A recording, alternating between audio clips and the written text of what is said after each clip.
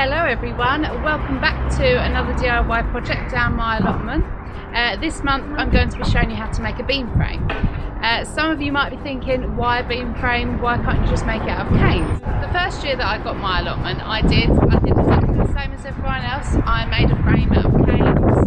It took me ages to make it really sturdy. And with the allotment, it's a completely open site, so it gets really windy down here. And when the foliage covered all of the canes, it's growing lovely, it almost acted like a sail and took it straight out the ground and toppled over.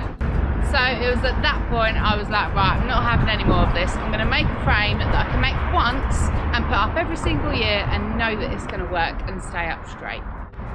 The other reason why I'm doing this is because, have you ever at the end of the season come to de-wind all of your runner beans or your French beans from those canes and try and divide it into compost and obviously your canes that you've got? It is a nightmare, an absolute nightmare. This method, you can literally just cut it down, put the twine and the beans, everything into the compost heap. Let me take you through everything that you're going to need for this project, all the materials and the equipment. And here is everything you are going to need to make this. So we have some wood. I shall write down the dimensions, exactly what it is in the blog. This is 1.8 CLS. So CLS is normally used for stud work. And the reason why I'm using this is because, one, it's not treated. I know some people have an issue of treated wood and putting it into the ground and then growing your vegetables next to it. So this isn't treated.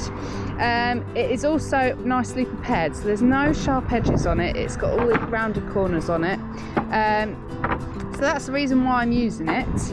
I painted it before because it's a lot easier just to set it up on 2 trestles and paint all of it in one go rather than afterwards. It's a nightmare to paint afterwards, so listen to my advice and do it now. Then the materials that we're going to need. So we're going to need these eyelets here. You can get these from any sort of haberdashery, anywhere like that. You're going to need quite a few of them, so yeah, get them, they're dead cheap as well. We've got a couple of hinges. These were hinges that my dad has dug out from his garage. His garage is like a hoarder's heaven for DIY. So yes, got some second-hand hinges. And then these bolts as well, these were from him too. So these are going to help us put it into the ground and make sure it's extra sturdy. We've got a couple of drill bits, just standard. We've got a 10mm there, which is going to be for those bolts there. Oh, and that one's gone through the crack. That one is your pilot hole, which I'll find later. So we've got our drill, we've got our impact driver, and we have this big bad boy again. So this is actually my favourite tool at the moment to use down here. You can use a skill saw, you can use a jigsaw, or you can use a hand saw if you really need to. So I have charged up all my batteries. There you go, 100%. They will do me. They've actually lasted. I'm really surprised how well. With the gates, I made, 2 gates, and they still literally hardly used anything. But anyway, we've charged them up, and that is everything. It's quite a simple one this week. The great thing about this beam frame is you can make it to any size you want. So whether you grow tons of runner beans or just a few, you can do it to whatever size you want, and also whatever bed size you've got. So the one that I'm making today is going to be 1.5 metres wide and 1.8 metres tall. So that's for the variety that I'm growing. However, if you're growing a dwarf variety, you can make it shorter. And we're just going to square this up. There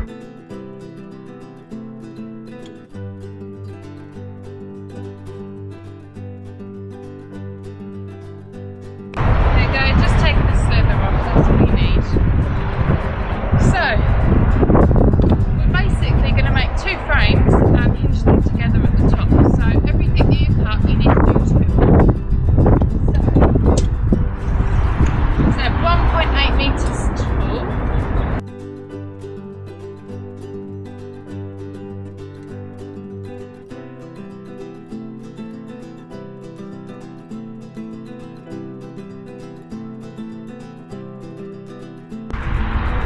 So we need 4 of these in 1.8. And there we have it. We have 4 lengths of off. These are the lengths. So these are going to be your uprights, and now we need to cut the braces to go on the side.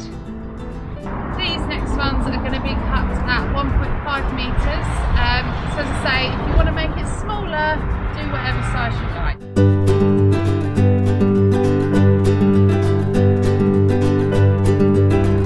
I did tell you to keep your offcuts. So we've got this short offcut, and then we've got this slightly longer one. The longer one is going to go into the ground, and that's what your beam frame is going to attach to. So we need to put a V-cut on the bottom of this to make it easier for you to hammer it into the ground, because there's nothing worse than struggling. These smaller ones, these are going to be cut to 50 centimetres, and these are going to be your supports for the sides. So it keeps it all together, and these will be removed at winter time when you want to fold it up and store it somewhere. This is what we need to make here. So that is 70 centimetres long, and as you can see, it's got a point on the bottom, and that is going to help you drive it into the ground. So how do you make this point? It is so simple. All you need to do is turn your chop saw around to 45 degrees. Can you see it there? It is so simple.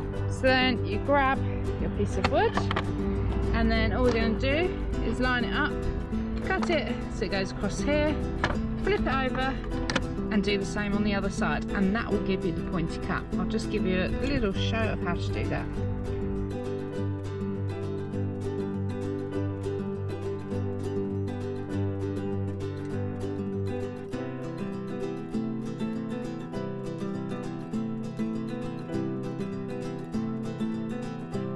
I have finished all the cutting now, so I put the saw away, and now we need to assemble this. You do need some room, and the other thing is it's handy if you've got another person to help you, because it's quite awkward to hold it all together at the same time. The table wasn't big enough, so I've had to set this up on the floor. Ideally you want this down on floor that's like as level as possible. It's just going to make it slightly harder, but I appreciate that's quite hard down in the allotment. So, and you can also have a chicken helping you. It's up to you, that's personal preference. So we have 60mm screws. They are going to be perfect for this size wood. Again, all the details will be up on the blog. We've arranged the frame to be so that these two are on top and these two are underneath. That one needs to be level at the top, whereas this one we're going to have 10 centimetres from the end. So that will give us room for our bolt to go through at the end. And this is where we'll be attaching our twine to. So let's screw this together then.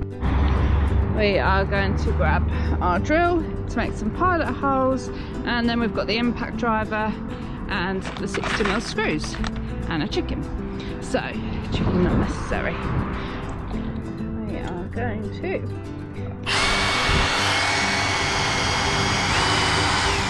screw through.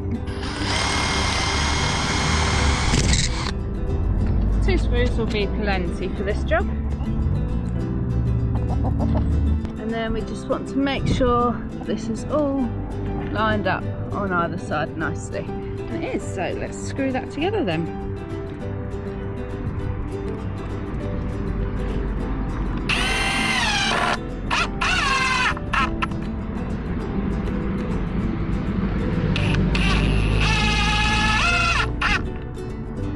Done. Now we need to do that on every corner, and then that's one of the frames made.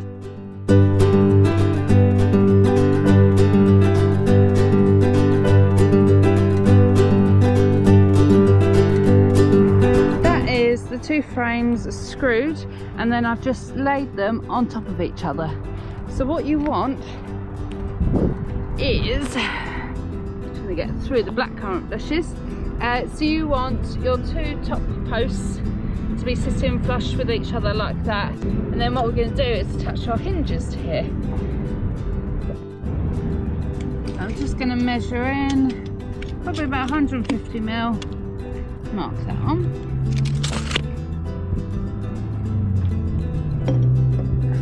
And that up there. It is a bit awkward being on the floor doing this,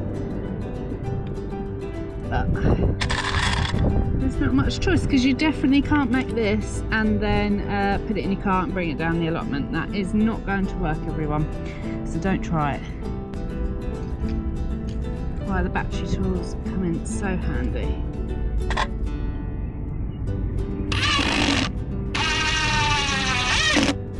There you go. This is a lot of work, but if you paint yours, you do the method that I'm going to show you in a minute of bolting it to something to secure it into the ground.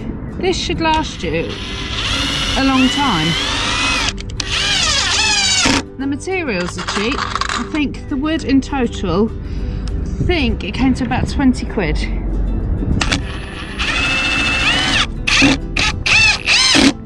Which isn't too bad. And the hinges are on, and now it's time to try and get this thing up by myself. So watch out, see if it's possible. Olive, are you going to help?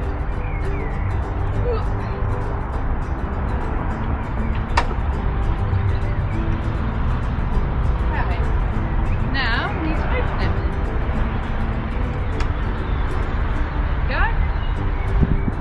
One beam frame. So this is where these pieces come in. These are your offcuts. We cut to 50 centimetres.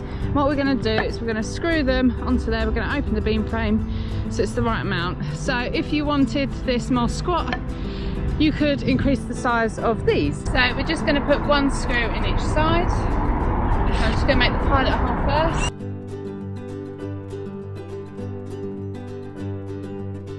That side. And then we're going to measure as well, just to make sure this is all straight, and it'll just make it a little bit stronger. Because if it was skew-with, then it's not going to hold much in place. So we know that these ones are at 100mm up either side, so we're just going to put these probably about 200mm up either side. Just going to mark that on.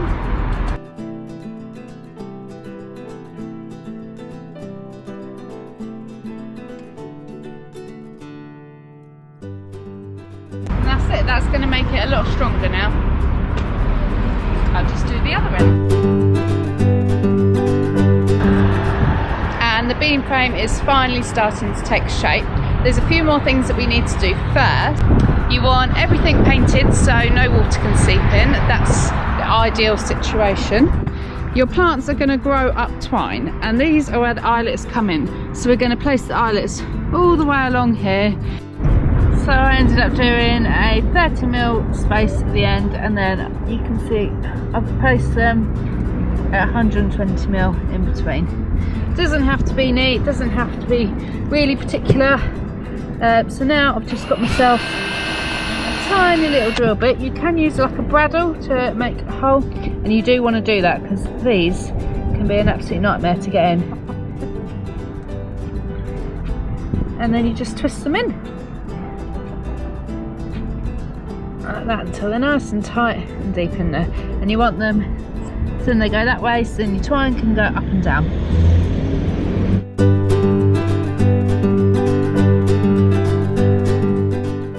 So you need to do this top and bottom, and then the other side as well.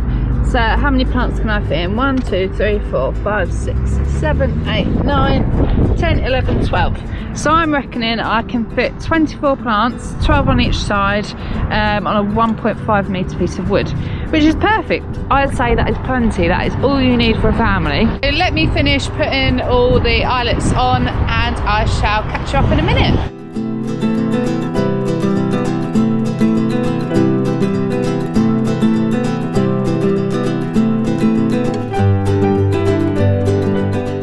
Next up is the twine.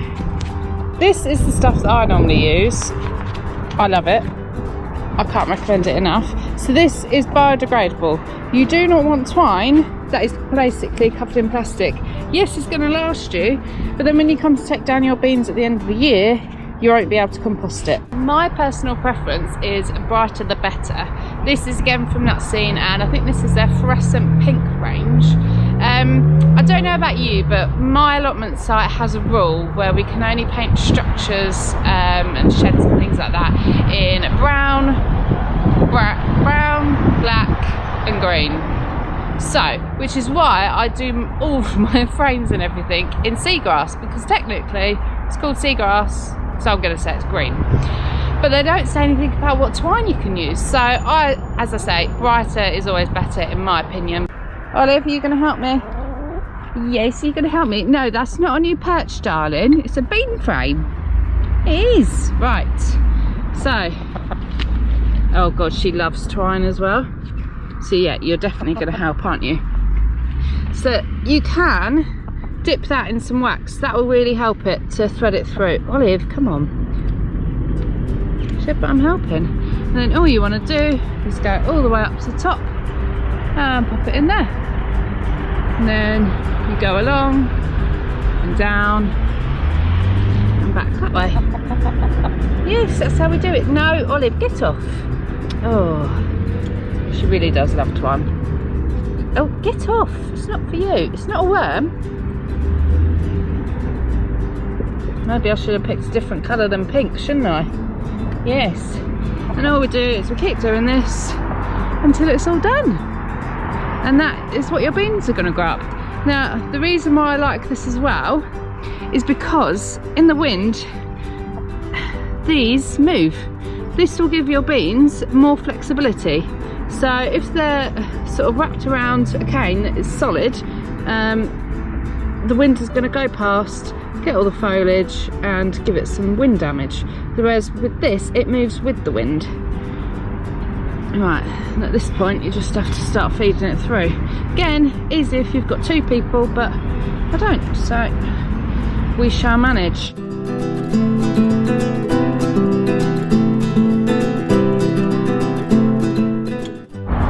There it is, no longer a chicken perch. This is now definitely a beam frame.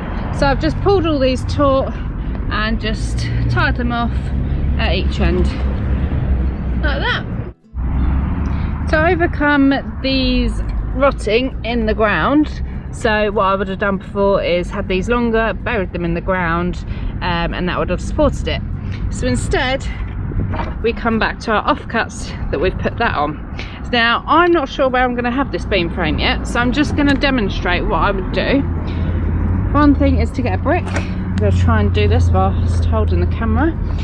Lift up the beam frame and put it on the brick. So what I'll do is I'll get your beam frame in position and put each of the corners on bricks like that. And just make sure the brick is to one side. Like that.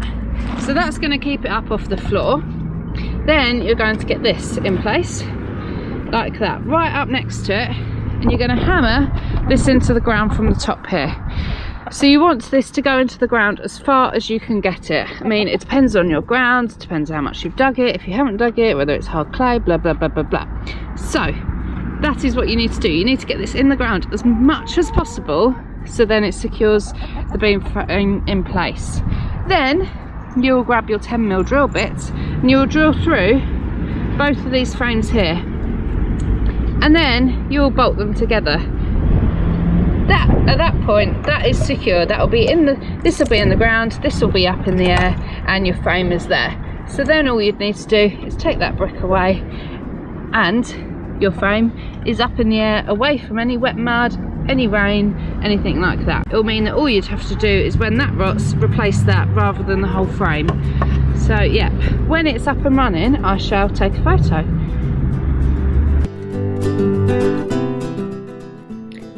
When you're ready to take your beam frame down in the winter, simply take out 1 screw from each side of the support bars and lift them upright. At this point, you can then store it down the side of a shed or somewhere out of sight.